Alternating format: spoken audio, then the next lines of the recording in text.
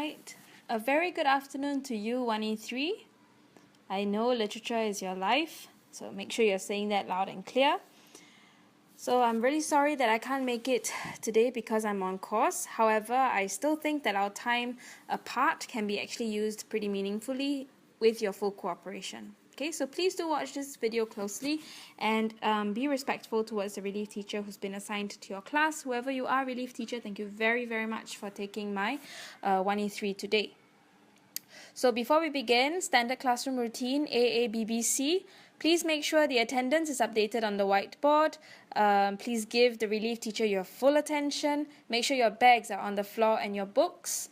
Okay, for today you'll need your pencil case, your Tales of the Greek Heroes text, and your handout for how Zeus and Hermes went visiting. Okay, make sure all these three things are on your desk, and then look around your area and make sure it is clean. Okay, do all these things, AABBC, before we start. Okay, standard classroom routine.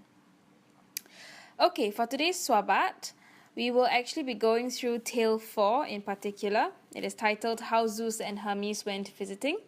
And you will fill in your handout later on after this short storytelling to better prepare for the Project GG group presentations tomorrow. Okay, but before we begin that storytelling, I want to go through 3 slides of admin. Firstly, your Project GG. Adam and Yutong, please ensure that all the 7 mini books have been collected and placed in my pigeonhole. And you know that's number 10 outside the HOD room. The last time I checked, end of Monday, which was the deadline, none of the books were there. Please make sure all the 7 books appear tomorrow in my pigeonhole. Okay, I mean appear today, right after your lesson. Please go collect it. And please go put it in my pigeonhole. Okay, there should be 7 in total from 1E3. Alright, for tomorrow, what I would like you to prepare before I enter, okay, please move all your tables and chairs to either side of the classroom so that it's empty in the middle. Take your pen, your highlighter, your lit files, and your lit texts. Okay, instead of your lit files, if it's just the lit handout, that's fine as well. Okay, make sure your pen and your highlighter, your lit texts. Then sit in neat rows of 10 in the middle of the classroom on the floor. Okay, and we're going to be reading stories together. The ground rules for this story reading together, okay, will be to respect your friends who are presenting. We have 2 groups tomorrow. First group will be How Zeus and Hermes Went Visiting, and the second group who wrote the mini book for Typhoon the Terrible. They will be presenting, and as they are presenting, you want to take down your own notes for our class discussion after their presentations, as well as for your revision during the March holidays, okay? And my final slide on admin is for the 6 students who are involved in the Kids Lit quiz. Please ensure you've handed in your consent forms to Miss Lee, your form teacher, and that you've updated her about your attendance, whether you can attend the boot camp, literary boot camp on 14th March. I need this information urgently. Okay, so just a simple reminder, quick reminder about our Swabat. Again, I'll tell you, we are going through Tale 4. And as I'm going through it with you, you will fill in your handout. And all this so that you're better prepared for tomorrow's presentations. You know the story even better, and we can have a richer classroom discussion. Okay, so please make sure you have your handout right in front of you now, and you have your pens or pen with you to fill it in, okay? Alright, so please turn to page 45 of your text now. I'll give you a while I take some water.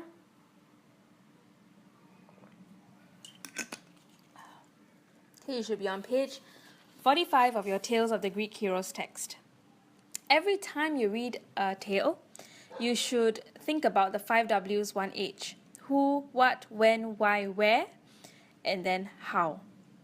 Okay, so as I'm going through it, have all these questions at the back of your mind, and later I'll give you some buzz time with your shoulder partner, the person who's seated next to you, to talk about these 5 W's and 1 H. Alright, let's begin. Now, in this tale, Hermes and Zeus actually go down to Earth and they dress up as grandfather and grandson. Obviously, Zeus as grandfather, Hermes as grandson, to visit mankind. Okay, you should have read the story, so you should know the reason why Hermes and Zeus actually wanted to visit mankind, what their purpose was, and what the repercussion would be should they find out that the majority of mankind is actually cruel and unkind, rather than pious, as in religious, and God-fearing, as well as kind. So if they found out that they were cruel, not kind, etc., Zeus would destroy mankind.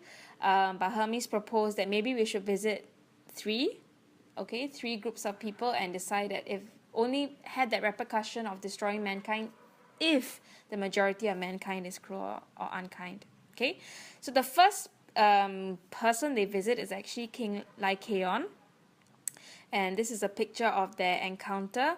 So to summarize it, you actually have Zeus and Hermes. Okay, so that's Zeus over there and Hermes here. Okay, seated to a meal. Initially, King Lycaon did not want to let them have a meal there. He actually threatened to kill them if you read the text carefully.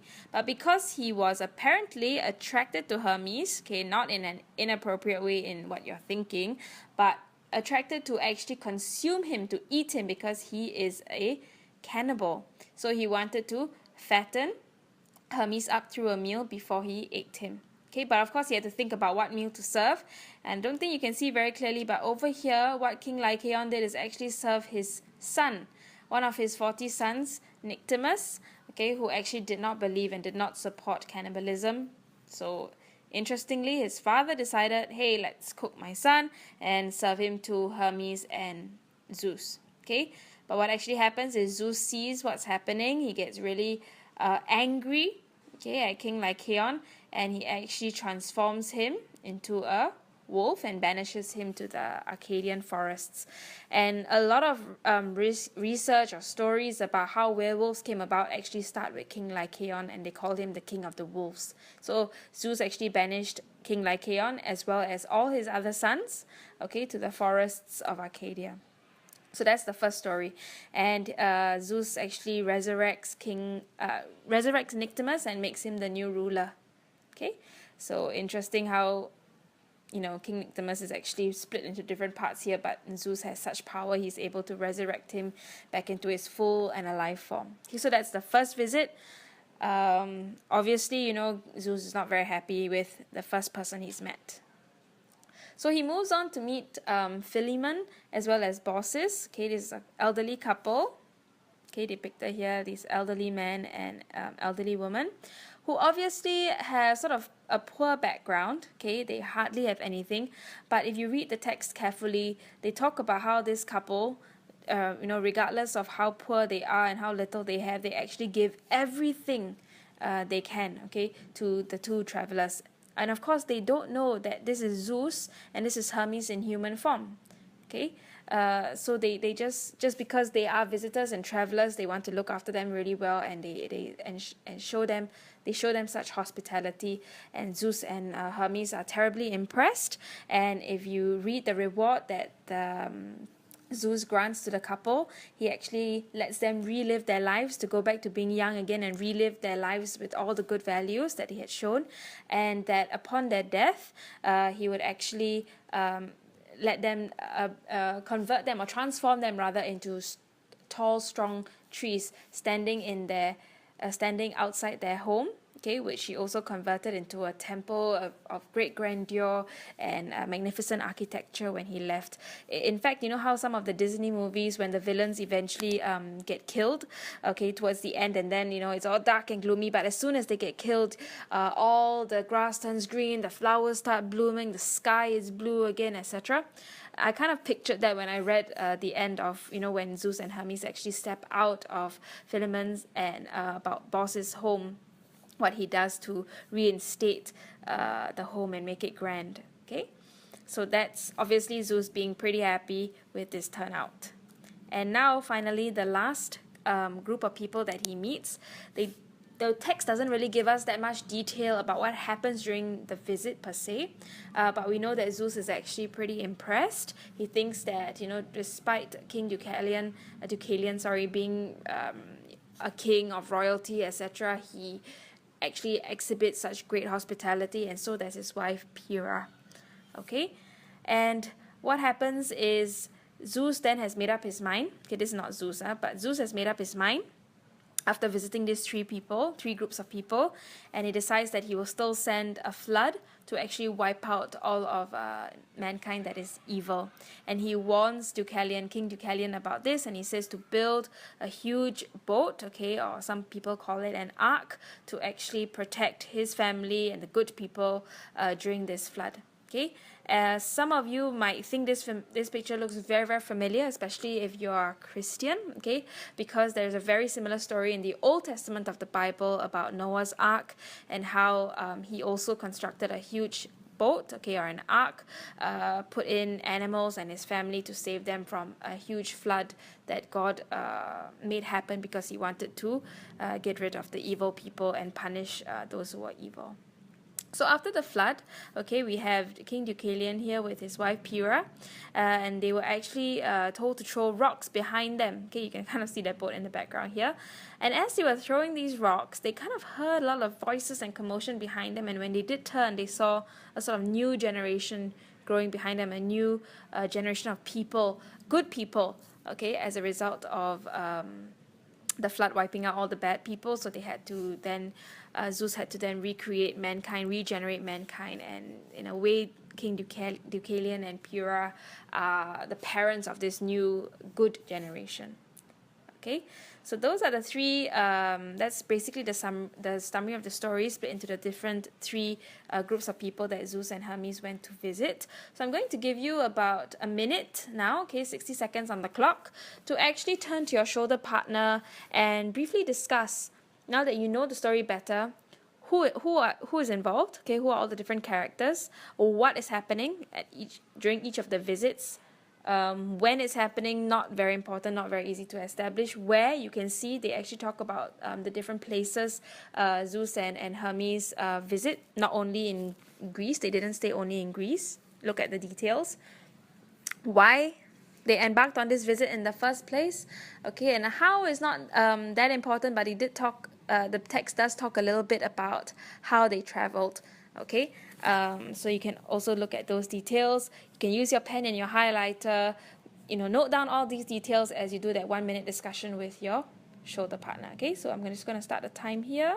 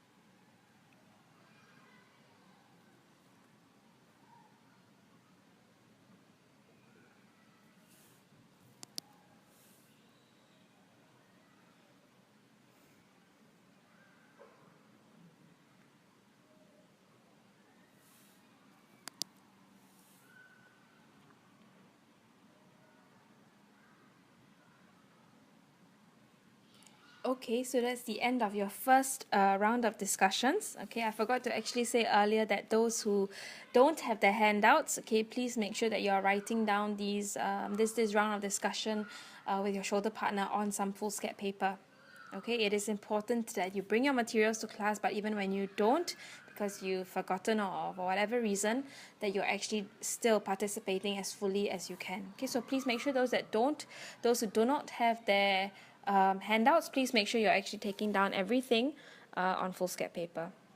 Okay, so now that discussion is over, look at your handouts. Okay, I think you would see on the first half, the top half of that page, there is this term, 5-letter term called xenia. Okay, it talks about Greek hospitality, because that's very much the theme of this story, Tale 4, about how hospitable and how kind the people whom Zeus and Hermes visit, how well they treat them, how well they look after them. Okay, so there's a bit of a definition of what Greek hospitality is all about. Some of you might find it pretty extreme, because it talks about how even if that person who is visiting you turns out to be your enemy, you should still treat that person well. It's quite a common saying, to keep your friends close and to keep your enemies closer. Okay, and it's about extreme humility in the treating of people. Okay, so that's just extra information for you to know. It's interesting. Okay, so do think about it and highlight it so you know the definition at least. Okay, that's just for your additional info. You will also see the word foil there, F-O-I-L. Okay, some of you, the only foil you know at the moment might be just aluminium foil. Okay, but it's all right. You'll learn this new term in literature. It particularly is called a character foil. And what it actually means here, you can see a picture of Harry Potter and his friend Ron Weasley. Okay, they're best friends. And you will find that they actually share a lot of similarities. They both, enjoy Quidditch. They both like similar subjects. They share the same kind of sense of humor. But if you look very, very carefully at how their characters develop over time, you know that Ron is kind of a bit, not dorky, but he's like a bit of a slacker. He doesn't really do well in school. He's a bit lazy. He doesn't have really good fashion sense, and he's from kind of a poor background. Whereas Harry Potter, obviously more well-to-do because of his parents' inheritance from his parents. He's smarter. He does well in school. He's really, really brave, and he's always, out there at the different competitions. He plays Quidditch. He's the one that catches the snitch. Blah blah blah blah blah. Okay, so while they share a lot of similarities, there are also a lot of contrast that you can see more clearly about Harry. You can see how brave he is, how much he stands out, because he's always being compared with his best friend Ron, who is not as outstanding as him. Okay, so a character, or rather a character foil, okay, is a character who is compared and contrasted with the protagonist almost throughout the tale, okay, or at least throughout the story. So in the story that we just read, okay, who are two characters that are obviously very different in terms of their character traits, but are very similar in terms of maybe their position, their role, and the kind of power that they have. Okay, but before you think about that, do take some time, write down the definition. Write down the definition. Okay, a character who is compared and contrasted with the protagonist. There is a few lines, I think 1 or 2 lines a blank for you to actually fill this in. So I'll keep quiet for you to write it down. Take the next 10 seconds.